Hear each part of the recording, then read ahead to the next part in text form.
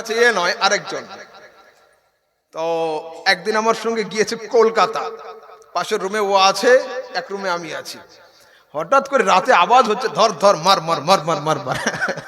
তো আমি ভাবলাম যে আল্লাহ ওর জিনা টিনে ধরেছে, হয়তো হতেই পারে। আমি এসে দরওয়াজাতে আওয়াজ করলাম, চুপ হয়ে গেল। ফের একটু পরে আমি একটু ওয়াজিফা পড়ছি, ও দেখছি আবার আওয়াজ করছে। ঠিক আছে, আমি ঘরের দরওয়াজা খুলেছি যে দোয়া দুন পড়তে হবে, জিন টিন ধরেছে ঠিক করে। তারপরে দেখছি না, কানে ইয়ারফোন লাগানো আছে আর মোবাইলে চলছে ধর ধর মার মার। সেই দিনই আমি জানলাম ফ্রি ফায়ার আর পাবজি। দেখো, অন্যান্য গেমের ক্ষেত্রে ফতোয়া যদি একটু নরম থাকে তো থাকবে। मैं तो मुफ्ती हूं नहीं, मगर इतनी बात जरूर कहूंगा, फ्री फायर पबजी टोटली हराम है। क्यों?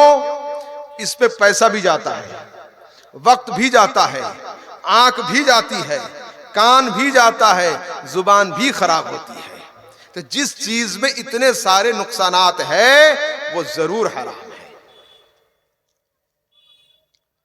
हुजूर, জলসার জন্য রাস্তায় গাড়ি আটকিয়ে চাঁদা কালেকশন করা যাবে কি?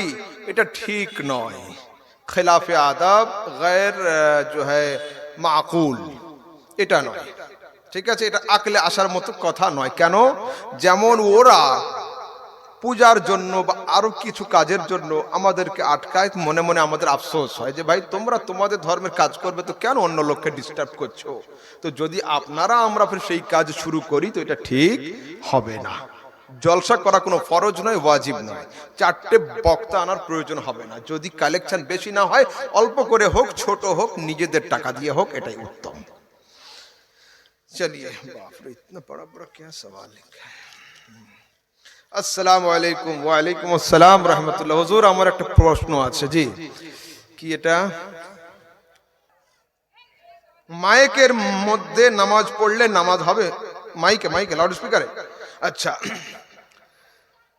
বিষয় হলো এই, এক জায়গাতে বড় জামাত হচ্ছে, একজন অন্ধ লোক নামাজ পড়ছে, অন্ধ।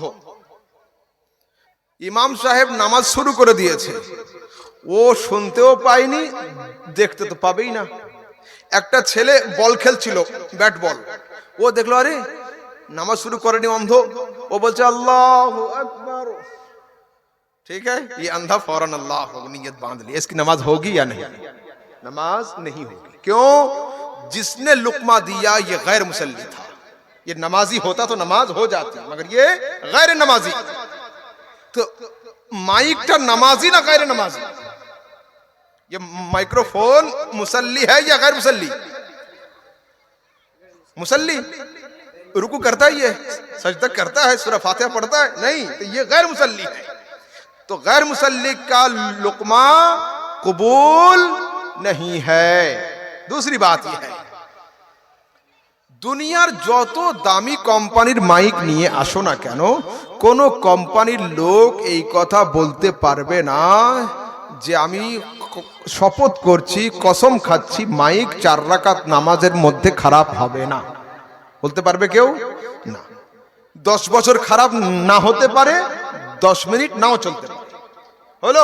তো যদি 50,000 লোকের জামাত হয়, ঠিক আছে, তাহলে যদি মাইকটা রুকুতে গিয়ে খারাপ হয়ে যায়, নামাজের হালাত কি হবে? কেউ থাকবে রুকুতে, কেউ সাজদাতে, কেউ তাকবীর তাহরিমাতে, কেউ কিছু, নামাজ আর নামাজ থাকবে না, নামাজটা খেলা হয়ে যাবে। ঠিক আছে। তৃতীয় কথা হলো এই, ইবাদত কয় রকমের? 2 রকম। এক হলো ইবাদতে মাকসুদা, আর হলো একটা ইবাদতে গায়রে মাকসুদা। আযান হলো গায়রে মাকসুদা, নামাজ হলো মাকসুদা। তো যদি আজানে মাইক খারাপ হয়ে যায় এতে কোনো অসুবিধা নেই, নামাজে খারাপ হয়ে যায় এতে অসুবিধা আছে। সেহেতু মাইক ছাড়া নামাজ আদায় করতে হবে মুকাব্বির লাগিয়ে। রাসূলের দরবারে মুকাব্বির ছিল, মুকাব্বির লাগিয়ে। এইবার অনেক জায়গাতে, সিটিতে, টাউনে, শহরে হয় কি, অনেক শিক্ষিত লোক থাকে যাদের একটাই দাবি, মাইক চালাও इमाम साहब, नहीं तो आपको रहना ही नहीं है। माइक की वजह से अगर वो सुन्नी इमाम चला जाए, गैर सुन्नी दाखिल हो जाए, मस्जिद हमारी कब्जे में फिर नहीं रहेगी। इसलिए हमारा फतवा ये होगा, माइक वहां पर चलाया जाए मगर हल्की आवाज में। और साथ में मुकब्बिर भी खड़ा कर दिया जाए। इससे क्या होगा, रसूल की सुन्नत जिंदा रहेगी और माइक्रोफोन भी चालू रहेगा। चलिए,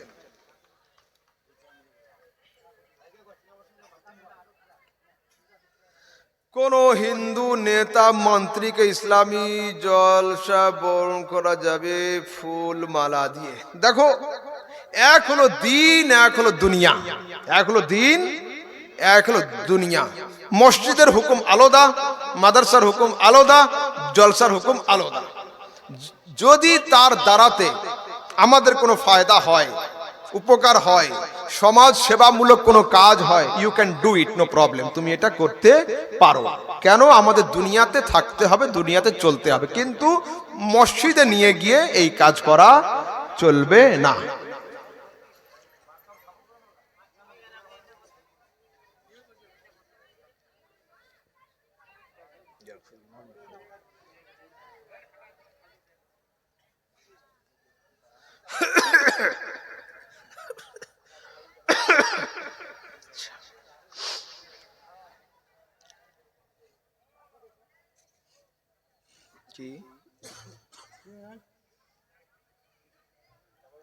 আসসালামু আলাইকুম। ওয়ালাইকুম আসসালাম রহমতুল্লাহ। হুজুর, আমার কিছু প্রশ্ন আছে। কি প্রশ্ন? দেওবন্দি ওয়াহাবির বাড়িতে যাওয়া যাবে কি যাবে না, তাই তো নাকি? যাওয়া খাওয়া, আচ্ছা। দেওবন্দি ওয়াহাবির বাড়িতে খাওয়া দাওয়া যাবে কি না, বিষয় হলো এই, দেওবন্দি ওয়াহাবি বলে কাকে? তাদের প্রকাশ্যভাবে যে আমলগুলো, আকিদাগুলো কুফরি আছে, যেমন আমাদের হাতের লাঠি কুকুর মারাতে সাহায্য হয়, हमारे हाथ का डंडा कुत्ता मारने में भी काम आता है, माज़ अल्लाह अस्तगफिर, नबी से इतना भी नहीं हो सकता। यही আকিদা যদি কেউ রাখে তার নাম হবে ওয়াহাবি, তার নাম হবে দেওবন্দি। এই লোককে বয়কট করতে হবে, এর সঙ্গে খাওয়া দাওয়া লেনদেন কিছু চলবে না। কিন্তু যদি সাধারণ লোক হয়, আম মানুষ হয়, তার জন্য মশলাটা নরম হবে, আলাদা হবে। কেন? কোনো आम लोगों ऊपर फतवा হবে না, आम मतलब नास पर फतवा नहीं होता है। जैसे देखिए, देवबंद में रहने वाला हर बंदा काफिर नहीं है, वहां भी कोई ईमानदार जरूर होगा। बरेली में रहने वाला हर कोई ईमानदार नहीं, वहां भी काफिर कोई ना कोई जरूर है। तो हम जगह को देखकर फतवा नहीं देते, हम लोगों के ईमान को देखकर फतवे देते हैं। ठीक है जी? तो आम लोग जनरल साधारण মানুষের উপরে কোনো ফতোয়া হয় না। देवबंदी ওয়াহাবির বাড়িতে বিয়ে দেওয়া যাবে কিনা? तुम लोग हमेशा मतलब मुझे जो है ना, सुनो, কথা হচ্ছে এই মশলা একটু আমার কাছে একটু ঢিল ঢাল, সেটা হচ্ছে এই রকম, মেয়ে দেওয়ার থেকে মেয়ে আনা দুটো কিন্তু আলাদা। মেয়ে নিজের মেয়েকে দেওবন্দি ছেলের হাতে দেওয়া, এটা চরম পর্যায়ের হারাম হবে। কিন্তু দেওবন্দির মেয়েকে আনা একটু হালকা হবে। তার মানে যেন এটা না হয় যে আমাদের ছেলেরা দেওবন্দের মেয়েদের সঙ্গে সম্পর্ক করবে আর বলে মুফতি साहब फतवा दे चुके हम ला सकते हैं, नहीं। हाँ, ये आपके दिनाजपुर से कुछ फोन मेरे पास इतने गए, अपने अब्बू को समझाने के लिए मुझे फोन पकड़ा दिए, हजरत आप तो समझा दीजिए, हम क्या कर सकते हैं। मैंने कहा नहीं भाई, इससे हम ये नहीं करते। কেন? মেয়েটাকে যদি আনা হয় বাই চান্স, না আনাই উচিত, যদি আসে তো সে ইনশাআল্লাহ আপনার মত পথে চলবে, সুন্নি আকীদা ধারণ করবে এবং আপনার যে আওলাদ দিবে তারা ইনশাআল্লাহ সুন্নি হয়ে চলবে, এর দ্বারাতে দ্বীনের তাবলীগ হবে। ঠিক আছে?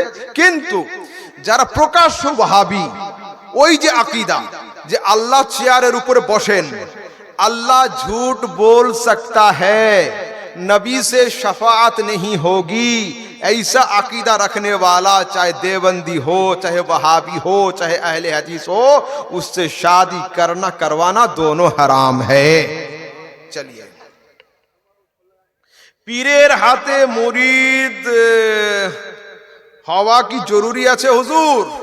দেখুন, यहां तो हम बोलना चाहते हैं, आजकल हमारे जमाने में पीर नाम के कुछ खीर निकल गए। क्या है? पीर नाम के कुछ खीर।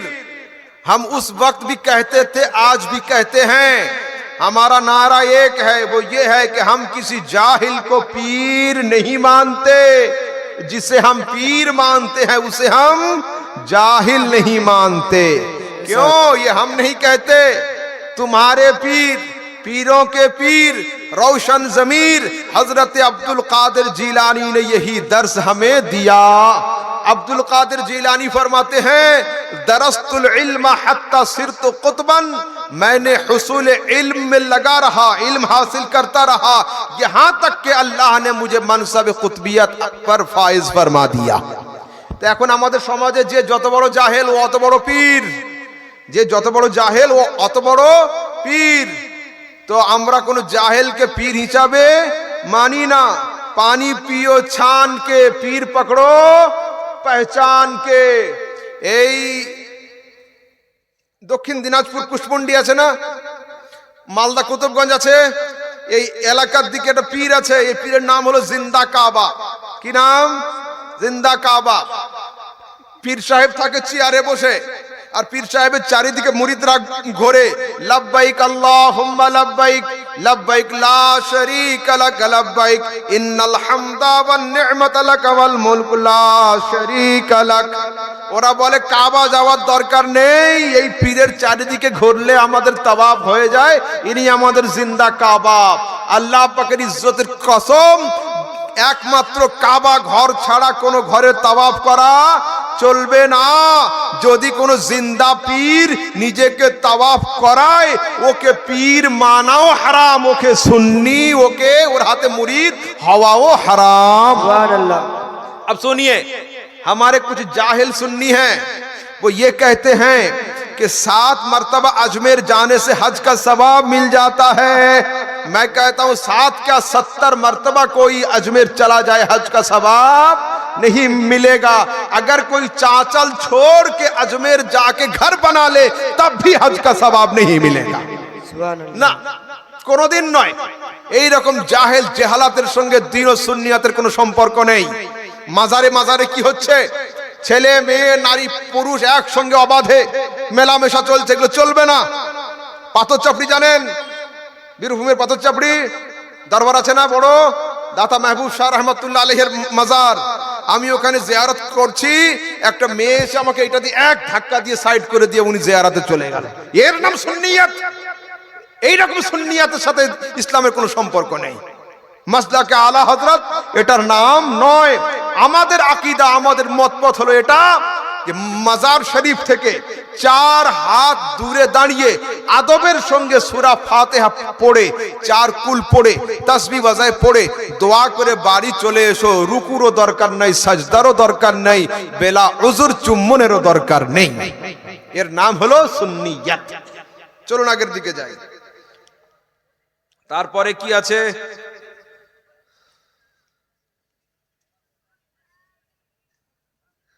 আসসালামু আলাইকুম। ওয়ালাইকুম আসসালাম ওয়া রাহমাতুল্লাহি ওয়া বারাকাতুহু। হুজুর, আমার কিছু প্রশ্ন আছে। বাবরি মসজিদ যে বানানো হচ্ছে মুর্শিদাবাদে, সেটা বানানো কি ঠিক হচ্ছে?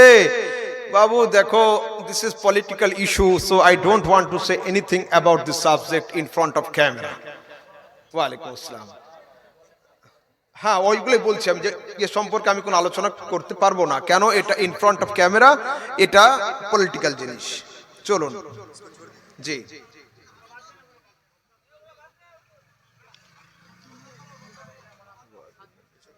হ্যাঁ, এক মিনিট।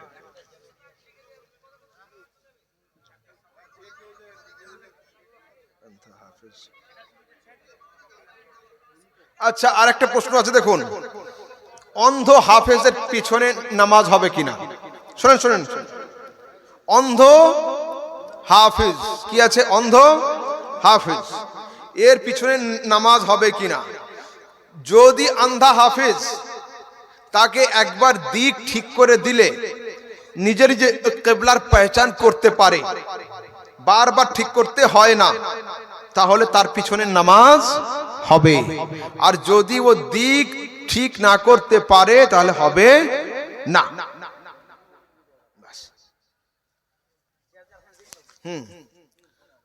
একবার দুরূদ শরীফ আল্লাহুম্মা সাল্লি আলা সাইয়্যিদিনা মাওলানা মুহাম্মদ ওয়া আলা আলি সাইয়্যিদিনা